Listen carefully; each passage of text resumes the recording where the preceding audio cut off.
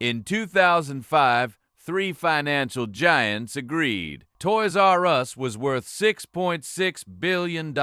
13 years later, the 70-year-old toy chain was gone. Not because kids stopped playing, because of what those three firms did next. The story starts in 1948 in Washington, D.C. Charles Lazarus ran a baby furniture store called Children's Bargain Town. Selling cribs and strollers to a country in the middle of a baby boom, new parents kept asking him for one thing he didn't sell: toys. So he started stocking a few.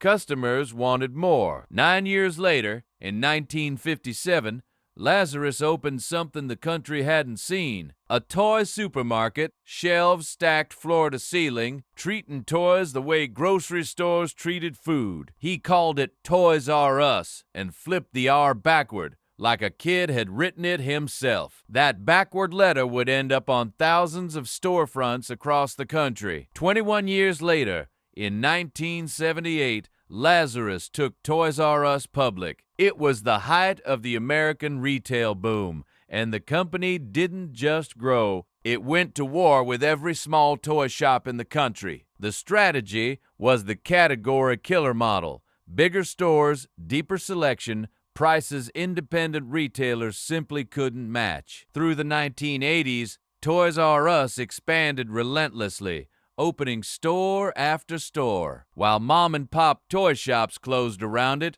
one after another. By the time the decade ended, being the biggest wasn't a milestone. It was the identity. By the end of the 1980s, one company controlled roughly 1 in every 5 toys sold in the United States. Geoffrey the Giraffe and the jingle "I Don't Want to Grow Up" weren't just marketing. They were background noise in millions of American childhoods. Toys R Us wasn't a store chasing the market anymore. It was the market, and every toy manufacturer in the country knew it. Dominance breeds a dangerous kind of confidence, and in 2000, that confidence made a bet that would define the next 2 decades. In 2000, at the dawn of e-commerce, Toys R Us made a decision that looked safe. Instead of building its own online store, it signed a 10-year deal making Amazon.com the exclusive place to buy its toys online. On paper, it meant instant reach, with none of the tech headaches. In practice, it meant handing the future of retail to a company about to become its biggest threat. When Amazon let other sellers list toys on its own site anyway, Toys R Us sued for $200 million.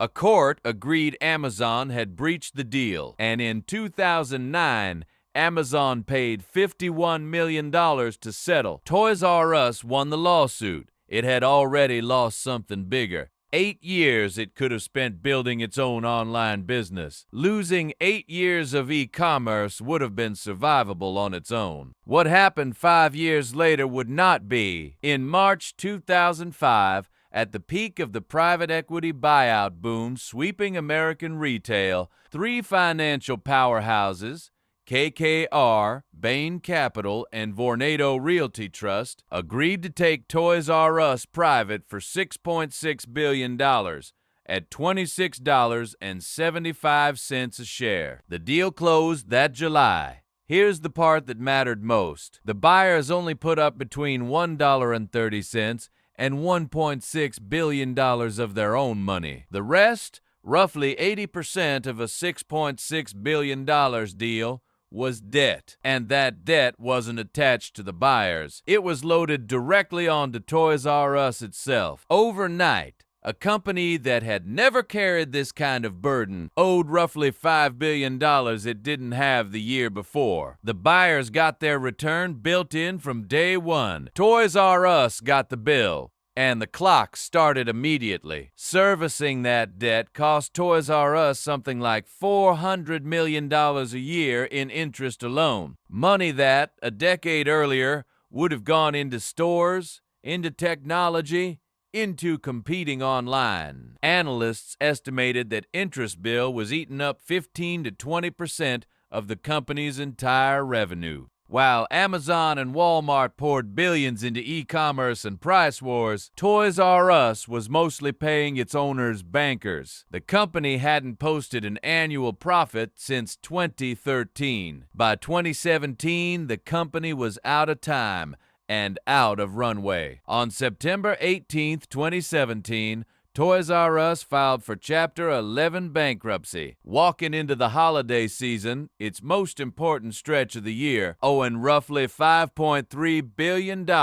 At first, the company said it planned to reorganize and keep stores open, but lenders and creditors wouldn't fund a path forward. 6 months later, in March 2018, Toys R Us announced there would be no rescue. All roughly 735 U.S. stores would liquidate, not restructure, close permanently. Somewhere between 31,000 and 33,000 employees lost their jobs. Many of them at first got no severance at all. The employees weren't done fighting though, and neither, in a strange way, was the brand. Laid-off workers organized. They lobbied publicly with backing from Senator Elizabeth Warren, arguing that KKR and Bain Capital had extracted profits and fees from Toys R Us for over a decade. While leaving employees with nothing when it collapsed, the pressure worked. In November 2018,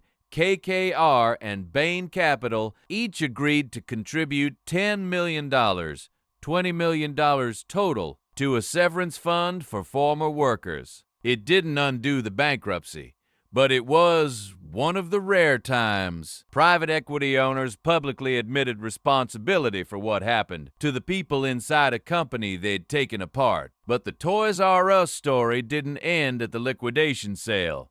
The name itself refused to die. Former creditors formed a new company, True Kids Inc., in 2019 to hold what was left. The brand. 2 mall pop-up stores opened that year, and both closed within a week of each other in January 2021, as the pandemic gutted physical retail. Then, in 2021, brand management firm WHP Global bought a controlling stake. Instead of stores, the strategy became shop-in-shops. Toys R Us sections built inside Macy's, expanding to more than 400 locations before rolling out to every Macy's in the country by 2022. In those stores, Macy's reported toy sales roughly 15 times higher than before. The stores were gone. The debt was gone. What survived was just a name. Toys R Us didn't lose to Amazon.